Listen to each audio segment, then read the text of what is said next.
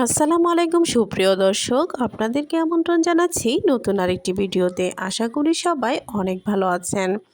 আজকের রেসিপি হচ্ছে ব্রয়লার মুরগির বিরিয়ানি।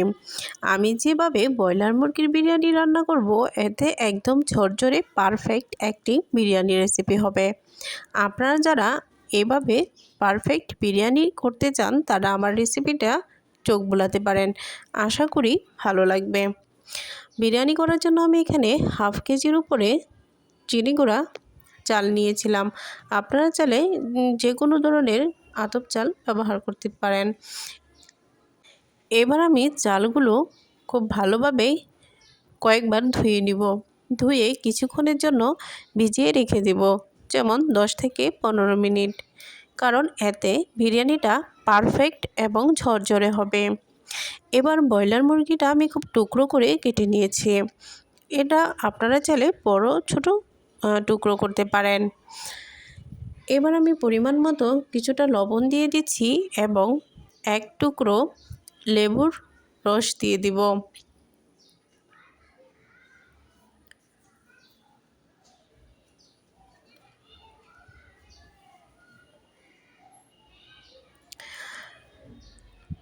এবার লবণ এবং লেবুর রস দিয়ে মেখে রেখে দিব কিছুক্ষণ। এতে ব্রয়লার মুরগির যে এক্সট্রা গন্ধ আছে সেটা আর থাকবে না। এবার বিরিয়ানিতে দেওয়ার জন্য আমি কয়েকটা আলু কেটে নিয়েছি। আলু ছাড়া কিন্তু বিরিয়ানি কল্পনাও করা যায় না।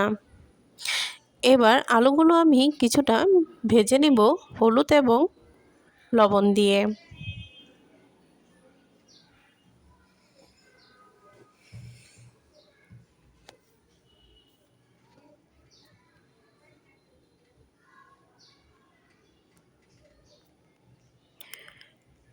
আলুগুলো লাল লাল করে ভেজে উঠিয়ে নিব।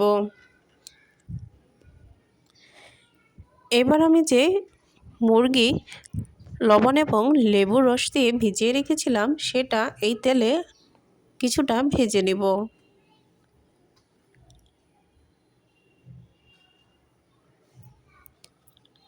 মুরগিটা ভাজা হয়ে আসলে উঠিয়ে নিয়ে আমি বিরিয়ানির মশলা তৈরি করে নিব।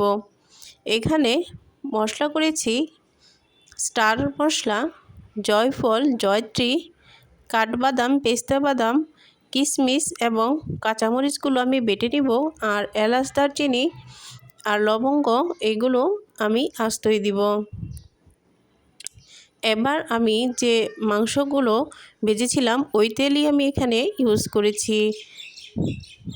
দিয়ে দিলাম পেঁয়াজ কুচি, কিছুক্ষণ ভেজে এবার দিয়ে দিলাম পেঁয়াজ বাটা। এবার দিয়ে দিব রসুন বাটা। এবার দিলাম আদা বাটা। অল্প একটু নেড়েচেড়ে নিয়েছি যেন নিচে না লেগে যায়। এবার দিলাম পরিমাণ মতো কিছুটা লবণ এবং এখানে দিয়েছি বাদাম বাটা এবং জয়ফল, জয়ত্রী, কিশমিশ, কাঁচামরিচ বাটা দিয়ে আমি মশলাটা একটু নাড়াচাড়া করে নেব। যেহেতু ঘন, নিচে লেগে থাকার সম্ভাবনা থাকে। এবার আমি দিয়ে দিলাম 1 টেবিল চামচ হলুদের গুঁড়ো এবং ধনিয়ার গুঁড়ো ও আধা টেবিল চামচ ভাজা জিরা গুঁড়ো দিয়ে আমি মশলাটা খুব ভালোভাবে কষিয়ে নেব। এবার আমি দিলাম এলাচ, দারুচিনি, লবঙ্গ এবং গোলমরিচ ও কয়েকটা তেজপাতা। মশলাটা কষানো হয়ে গেলে এবার আমি মাংসগুলো দিয়ে দিব।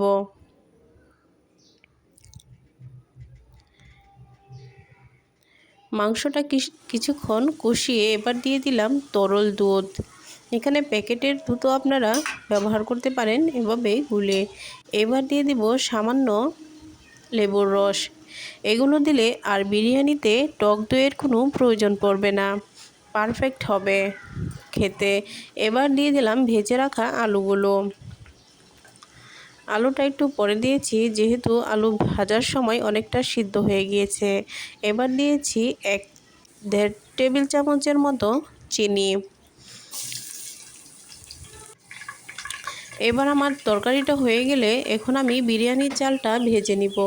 পেঁয়াজ এবং লবণ পরিমাণ মতো দিয়ে এবার আমি চালগুলো দিয়ে দিয়েছি। চালগুলো আমি ভিজিয়ে রেখেছিলাম 10-15 মিনিটের মতো। এবার আমি চালগুলো খুব ভালোভাবে ভেজে নিব, এতে করে পারফেক্ট ঝরঝরে হবে। দেখেন চালগুলো কিন্তু ঝরঝরে করে ভেজে নিয়েছি। এবার আমি যে তরকারিটা রান্না করেছিলাম সেটা দিয়ে দিয়েছি। এবার চালের সাথে খুব ভালোভাবে তরকারিটা মিক্সড করতে হবে। এবার আমি দিয়ে দেব পরিমাণ মতো পানি।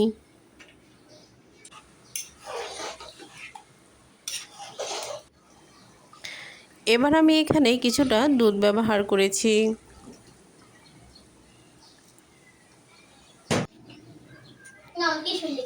পানি অনেকটা টেনে এসেছে। এবার দিয়ে দিব কয়েকটা কাঁচামরিচ।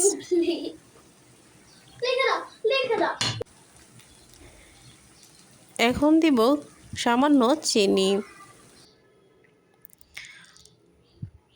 এবার আমি একটু সাবধানে বিরিয়ানিটা ওলট পালট করে দিচ্ছি, উপর নিচ করে, যাতে ভালোভাবে সিদ্ধ হতে পারে।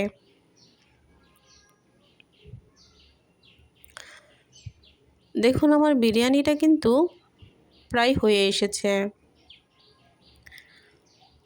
আমার রেসিপি যদি আপনাদের কাছে এতটুকু পরিমাণও ভালো লেগে থাকে অবশ্যই কমেন্টে জানাবেন। আর লাইক ও কমেন্ট করতে, সাবস্ক্রাইব করতে ভুলবেন না।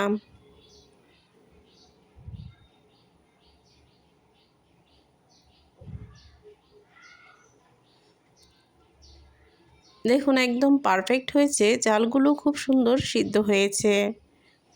আর খেতেও কিন্তু অনেক মজা হয়েছিল, এটা কিন্তু দেখেই বোঝা যাচ্ছে। আল্লাহ হাফেজ।